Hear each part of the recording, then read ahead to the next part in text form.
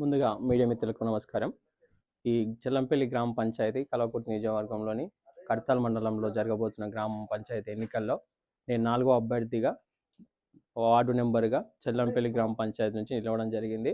నా గుర్తు వచ్చేసి కుర్చీ గుర్తు, మా సర్పంచ్ గుర్తు వచ్చేసి రింగు గుర్తు. నేను గత సంవత్సరం 8వ వార్డులో నిల్చొని నా వార్డులో నుంచి ఎలాంటి సమస్య ఉన్నా తక్షణ పరిష్కారం కోసం చాలా ఇళ్ళవేళలా కష్టపడ్డాను. ఆ ఉత్తేజంతో ఇప్పుడు రానున్న ఎన్నికల్లో 4వ వార్డుగా నిల్చోవడం జరిగింది. అదేవిధంగా మా కాంగ్రెస్ ప్రభుత్వం వచ్చిన తర్వాత రేషన్ కార్డుల పంపిణీ నుంచి కనీసం 20 మంది లబ్ధిదారులకు చేకూర్చడం జరిగింది.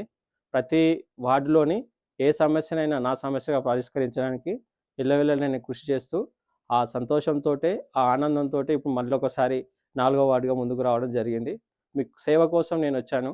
మీ ఎమ్మడే నేను ఉంటాను. నన్ను గెలిపించండి. మీ మీ మీ పట్టుదలే నా సాయుధంగా పోరాటానికి దిగుతాను. ఎప్పుడు పోరాట వీరుడిగానే మిగులుతాను. 8వ వార్డులో నేను నిల్చోవడం జరిగినప్పుడు నా సొంత ఇంటి నుంచి రోడ్డు ప్రయాణం కోసం కనీసం ఒక 2 ఫీట్ల కిందికి నా ఇల్లు పోవడం జరిగింది. నా ఇల్లు ఎంత లాస్ అయినా పర్లేదు, జనాలకి లబ్ధి చేకూర్చాలని ఒకే ఒక ఉద్దేశంతో రోడ్డు, నా ఇల్లు మునిగినా సరే రోడ్డు కావాలని కోరడం జరిగింది.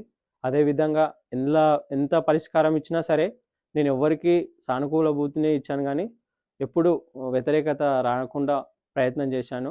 ఆ మద్దతు జనాల దగ్గర ఉందని కోరుచున్నాను.